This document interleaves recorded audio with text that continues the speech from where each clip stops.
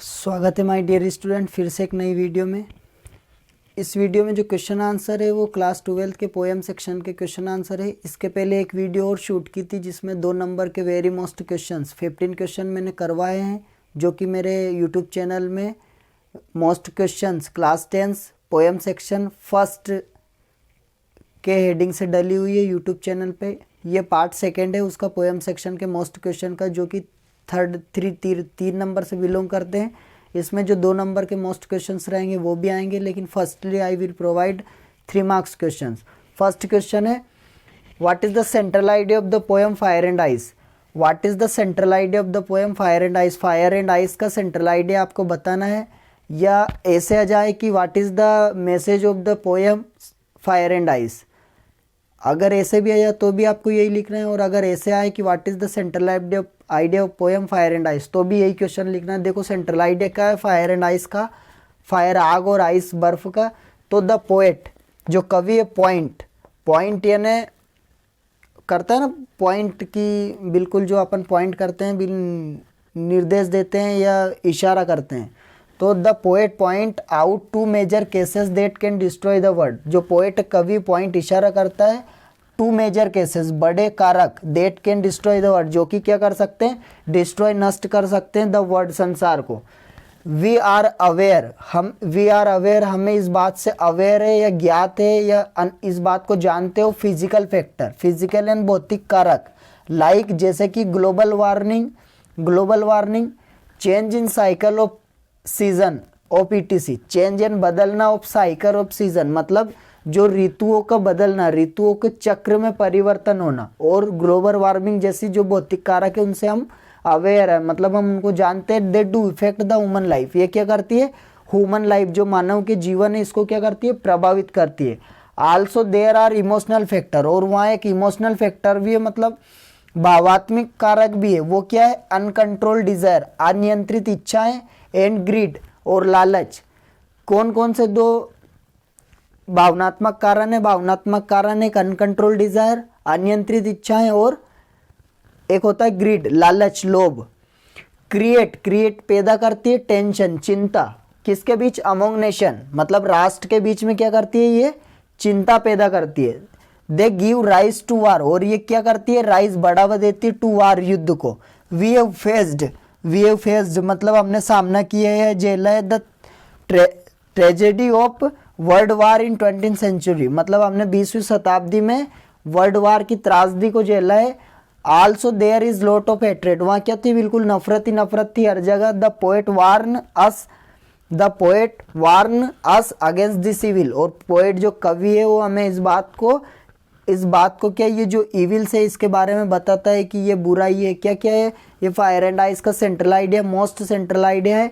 देख सकते हो आप, पोयम जो कवि है हमें इस बारे में बताता है कि 2 मेजर बातों के बारे में बताता है, जो कि क्या कर सकती है, संसार को नष्ट कर सकती है। पहला तो भौतिक कारक है, उसमें जो ग्लोबल वार्मिंग है, और जो ऋतुओं का चक्र जो बदलता है वो है।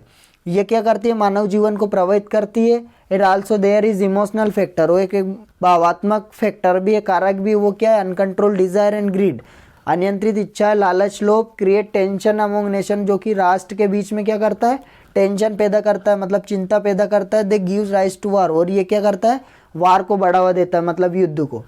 We have faced the tragedy of world war in 20th century, हमने 20वीं शताब्दी में वर्ल्ड वार की त्रासदी को झेला है। Also there is a lot of hatred, वहाँ क्या थी, नफरत थी। The poet warns us against the civil, और जो कवि है हम इस बात से वार्न करता है, मतलब बताता है दी सिविल्स, इन बुराइयों के बारे में। नेक्स्ट क्वेश्चन है, do you think the word, क्या आप जानते हो the word left and lep is third stanza are spelled correctly. जो तीसरे स्टेंजा, तीसरे पंक्ति में जो वर्ड शब्द दिए लेफ्ट एंड लेप जो करेक्ट है। Why does the poet spell them like this, और जो कवि है इसने ऐसा क्यों लिखा है इन्हें। तो देखो आंसर देखते हैं क्या है। द पोएट मतलब the word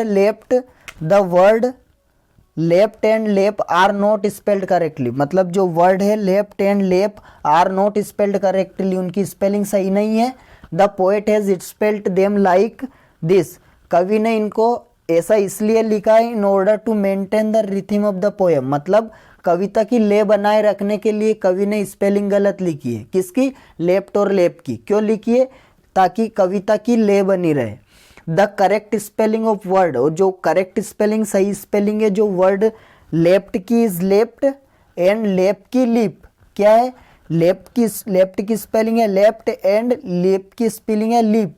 the poet has intentionally spelled them incorrectly to create sense of humour. मतलब जो पोएट है, कवि है, इंटेंशनली जानबूझकर स्पेल्ड देम इनकरेक्ट, जानबूझकर इसकी स्पेलिंग गलत लिखी है to create sense of humour, मतलब हास्य पैदा करने के लिए। क्या करने के लिए? हास्य पैदा करने के लिए। दोनों वेरी मोस्ट क्वेश्चन है स्टूडेंट्स, आप स्क्रीनशॉट ले सकते हैं इन वीडियो का, मतलब इन क्वेश्चंस का।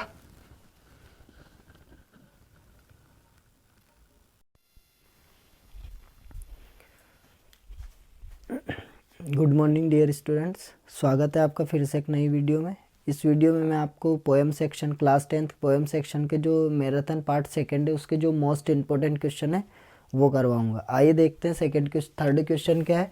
वाई डज द पोएट से, वाई डज द पोएट से, कवि ऐसा क्यों कहता है? I would not intrude on him, कि मैं उस पर क्या दखल अंदाजी नहीं करूँगा। Why does he not offer him money two by another ball, और वो उसे दूसरी बॉल खरीदने के लिए पैसे ऑफर क्यों नहीं करता, मतलब पैसे क्यों नहीं देता है।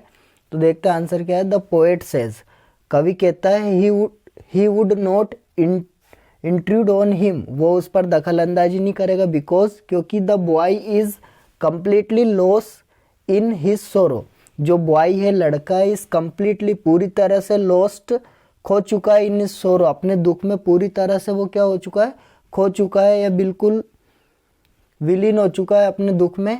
With the ball his memory are connected, और जो बॉल थी उससे उसकी जो मेमोरी थी, याददाश्त थी, वो क्या थी? कनेक्टेड थी, मतलब मिली हुई थी। जो बॉल, उसकी जो बॉल गुम हो गई थी ना, वो बॉल से उसकी यादें जुड़ी हुई थी। The poet does not offer him money, और जो पोएट है, कवि है, उसको ऑफर नहीं करता मनी, पैसे नहीं देता, because another ball can not compensate the loss of the ball, क्योंकि जो अनदर बॉल, जिस बॉल पैसे से जो दूसरी बॉल खरीदेगा, वो खोई हुई बॉल की तुलना नहीं कर पाएगी, मतलब कोई बॉल जो उसकी बॉल खो चुकी है उसकी क्या नहीं कर पाएगी, वो भरपाई नहीं कर पाएगी। नेक्स्ट क्वेश्चन देखते हैं। व्हाई डज द पोएट से, व्हाट डज द पोएट से, कवि क्या कहता है? The boy is learning from the loss of the ball, कि जो बॉय है इज लर्निंग, सीख रहा है, फ्रॉम से, the loss of the ball, जो बॉल घूमी उसके लॉस से क्या सीख रहा है? ट्राई टू एक्सप्लेन, समझाइए, समझाने की कोशिश कीजिए, इन यूर ओन वर्ड, आपके खुद के शब्दों में। तो देखते क्या होता है। From the loss of the ball, from the loss यहाँ से लिखना है, from the loss of the ball the boy is learning his first lesson the knowledge of loss. क्या सीख रहा है? हिज फर्स्ट लेसन, उसका पहला पार्ट सीख रहा है, द नॉलेज ऑफ लॉस, जो लॉस होता है, नुकसान का पहला पार्ट सीख रहा है। पहले पार्ट की क्या सीख रहा है? वो पहला पार्ट सीख रहा है गेंद खोने से। ही लर्नस, वो सीखता है, that it is not just the ball, ये केवल बॉल ही नहीं है, there are lots of things, यहाँ बहुत सारी चीज़ें, वन में लॉस, जो कि क्या हो जाती है?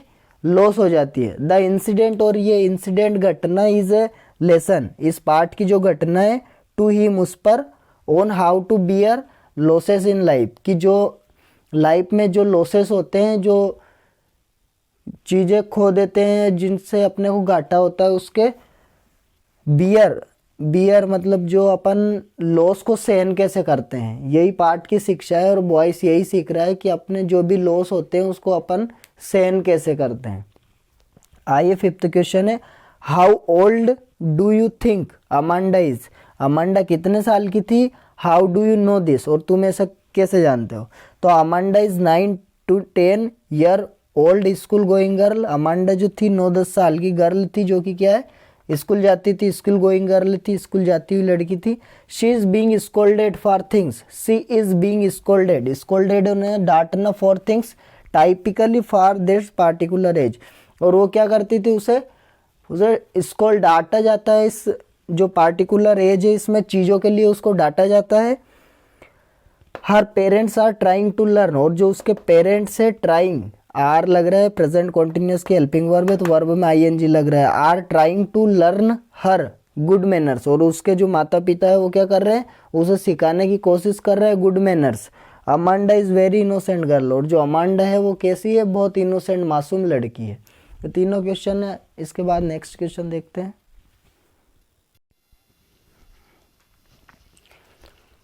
नेक्स्ट क्वेश्चन देखते हैं my dear students. Next question है is Amanda is an orphan, क्या जो अमांडा थी वो ऑर्फन थी, अनाथ थी। वाई डज सी से सो, और वह ऐसा क्यों कहती है। तो देखो आंसर क्या है, नो। नो या नहीं, अमांडा इज नॉट ऑर्फन। जो अमांडा थी वो ऑर्फन अनाथ नहीं थी। सी से सो, वो ऐसा इसलिए कहती है बिकॉज सी इज डिप्रेस्ड, क्योंकि वो डिप्रेस्ड है। डिप्रेस्ड है by the scolding of her mother, काई से, स्कोल्डिंग एंड डांटने से ऑफ हर मदर, क्योंकि वो डिप्रेस्ड है क्योंकि उसकी मम्मी क्या करती थी, उसे डांटती थी। देयरफॉर इसलिए she want to be, therefore इसलिए she want to be alone, इसलिए वो क्या करना चाहती थी, अलोन, अकेले रहना चाहती थी। एंड फील, महसूस करना चाहती थी, दैट हर लाइफ, अपने जीवन को महसूस करना चाहती थी, वुड बी पीसफुल, बहुत शांतिपूर्ण तरीके से। If she would have been an orphan, वो कहती है इसलिए कि अगर वो अनाथ होती तो all she wants to freedom, तो वो क्या करती है, बिल्कुल फ्रीडम, बिल्कुल स्वतंत्र तरीके से क्या कर सकती, अपने जीवन को जी सकती थी। बिल्कुल वो क्या चाहती थी, उसको क्या मिल जाएगी, बिल्कुल स्वतंत्रता मिल जाएगी अगर वो ऑर्फन होती, अनाथ होती तो। नेक्स्ट क्वेश्चन देखते हैं। Where does the trees in the poem, where are the trees, पेड़ कहाँ है, इन द पोएम, इस कविता में। वाट डू देयर रूट्स, उनके रूट्स क्या करते हैं, देयर लीव्स, उनकी लीव्स पत्तियां हैं वो क्या करती है, एंड देयर ट्विंग्स, और जो उनकी ट्विंग्स है वो क्या करती है। देखते हैं तो the trees in the poem, जो पोएम में ट्रीज है, आर इनसाइड द हाउस, वो कहाँ है, इनसाइड, इनसाइड यानी अंदर, क्या, इनसाइड यानी अंदर, हाउस यानी घर के अंदर। कहाँ है पेड़, घर के अंदर है। All parts of the trees, जो पेड़ के ऑल पार्ट्स है, पार्ट्स यानी होते हैं हिस्से, पेड़ के सारे हिस्से स्ट्रगल, संघर्ष कर रहे हैं, to get out the forest, किधर जाने के लिए, फॉरेस्ट, जंगल की तरफ जाने के लिए पेड़ के सारे पार्ट्स क्या कर रहे हैं, स्ट्रगल कर रहे हैं। द रूट्स, दो रूट से शाखा है, try to free them self, अपने आप को क्या करने की कोशिश कर रही है, देम सेल्फ, स्वतंत्र करने की कोशिश कर रहे हैं, from the cracks of veranda floor, जो क्रैक्स है, दरारें हैं, क्रैक्स को बोलते हैं हिंदी में दरारें, क्या बोलते हैं, दरारें। फ्रोमियन से the cracks in the veranda floor, जो वरांडा फ्लोर्स की जो दरारें हैं उसमें से अपने आप को क्या करने की कोशिश कर रहे हैं, फ्री करने की, स्वतंत्र करने की कोशिश कर रहे हैं। The leaves try to break the glass panes, और जो लीव्स है, पत्तियां है, वो ग्लास पेन्स, कांच के शीशे को तोड़ने की कोशिश कर रही है। Small twigs are trying to escapes, और जो स्मॉल ट्विंग्स है वो क्या कर रही है, ट्राइंग, कोशिश कर रही, टू स्केप, भगने की। हाँ, तो जो पेड़ है वो घर के अंदर है, पेड़ के जितने भी पार्ट्स है वो सारे जंगल की तरफ जाने की कोशिश कर रहे हैं। फिर आते हैं रूट्स, क्या कर रहे हैं, तो रूट अपने आप को स्वतंत्र करने की कोशिश कर रहे हैं वरांडे फ्लोर की दरारें से। सेकंड आते हैं लीव्स, लीव्स क्या कर रही है, लीव्स से कांच के गिलास को तोड़ने की कोशिश कर रही है। फिर आते हैं ट्विंग्स, ट्विंग्स क्या कर रही है, स्केप करने की, भगने की कोशिश कर रही है। ठीक, नेक्स्ट क्वेश्चन आओ। How does the fog comes, fog है जो कोहरा है वो कैसे आता है, तो the fog comes, fog comes आता है साइलेंटली, चुपचाप, लाइक ए कैट, बिल्ली की तरह चुपचाप आता है। No one can sense its arrival, और कोई भी इसके अराइवल, इसके आने का कोई भी सेंस, मतलब जान नहीं सकता है या समझ नहीं सकता। नेक्स्ट क्वेश्चन देखते हैं। नेक्स्ट क्वेश्चन है what colour is young women hair, what colour, क्या कलर है, इज यंग, जो यंग वोमेन है, औरत है, उसके हेयर का, मतलब जो यंग औरत है उसके हेयर, बाल का कलर क्या है। वाई डज सी से सी कैन चेंज इट टू, और वो उसे बदलना क्यों चाहती है, मतलब वो बदलने के लिए क्यों चाहती है, उसे चेंज करने के, why would she want to do, और ऐसा क्यों करना चाहती है वो। तो देखो क्वेश्चन देखते हैं। The women, the young women's here is Honey coloured, जो यंग वोमेन, पहले यहाँ तक का आंसर है ये क्या है, हनी कलर्ड, शहद के कलर के, क्या है, उसके बाल का रंग शहद कलर का है बिल्कुल। सी कैन चेंज देम, और वो उन्हें बदलना चाहती है, किसमें, बदल सकती है, टू ब्लैक, काले में, ब्राउन मतलब ब्लैक काले में, ब्राउन यानी भूरे में, और कैरोट कलर और गाजर के कलर में बदल सकती है। She would want to do so, वो ऐसा इसलिए करना चाहती है, दैट की द यंग मैन, जो यंग मैन है, could see her inner beauty, वो क्या कर सके, उसकी इनर ब्यूटी, आंतरिक सौंदर्य को देख सके, मतलब अंदर के सौंदर्य सुंदरता को देख सके। And love her for that alone, और मात्र इसी के लिए उससे क्या करे, प्रेम करे। ये पोएम सेक्शन के मोस्ट क्वेश्चन है। इसके पहले पोएम सेक्शन का पार्ट फर्स्ट डाला था, ये एक छोटा सा पार्ट है पोएम सेक्शन का सेकंड। इसके अलावा अगर मेरे को पॉसिबिलिटी लगी और मोस्ट क्वेश्चन की कि एक क्वेश्चन एक वीडियो और बनेगा, उसमें 5-7 क्वेश्चंस रहेंगे। इसके अलावा जो तीनों वीडियो हैं इसके अलावा एग्जाम में आएंगे नहीं, लगभग यही मोस्ट रिपीटेड होते हैं। ये 2022 में आया था, 2022 में पूछा गया था ये, is Amanda is an orphan, why does she से सो। और ऐसा क्यों कहती है, तो अमांडा ऑर्फन नहीं थी, लेकिन वो ऐसा इसलिए कहती थी क्योंकि वो उसकी मम्मी के डांटने से डिप्रेस्ड थी, और वो चाहती है कि अगर वो ऑर्फन रहती तो वो क्या करती, वो अकेले रहती और फील करती अपनी फ्रीडम को, और अपनी लाइफ की पीसफुल तरीके से क्या कर सकती, वो जी सकती थी। ठीक है, ये मोस्ट क्वेश्चन है, आप देख लेना इन्हें। बाकी इसके बाद जो भी आपके 2 नंबर के जो 6 क्वेश्चन आते हैं प्रोज सेक्शन के, 2 into 6 टोटल 8 क्वेश्चन आते हैं। 8 क्वेश्चन में से आपको 6 करने रहेंगे, मतलब ये टोटल 12 नंबर के आते हैं। तो जो 12 नंबर के जो क्वेश्चन आएंगे 2-2 नंबर के, कितने, 2-2 नंबर के जो 6 क्वेश्चन आएंगे उसका मैराथन चलेगा, मतलब 8 क्वेश्चन आएंगे उसमें से आपको 6 करने हैं, और प्रत्येक मार्क जो प्रत्येक क्वेश्चन है वो 2-2 नंबर के रहेंगे। तो 12 नंबर के जो क्वेश्चन आएगा उसका एक वीडियो डालूंगा, लगभग 40 मिनट का हो सकता है वो। तो उसमें जो भी क्वेश्चन पूछे जाते हैं प्रीवियस ईयर में पूछे जाते हैं, और इस साल जिसकी भी पॉसिबिलिटी है पूछने की, वो उस वीडियो में आपको देखने को मिलेंगे। वो भी जल्दी वीडियो अपलोड की जाएगी यूट्यूब चैनल पे, wizard of English Mahesh sir. Thank you dear students. देखना वीडियो कोई प्रॉब्लम आए तो।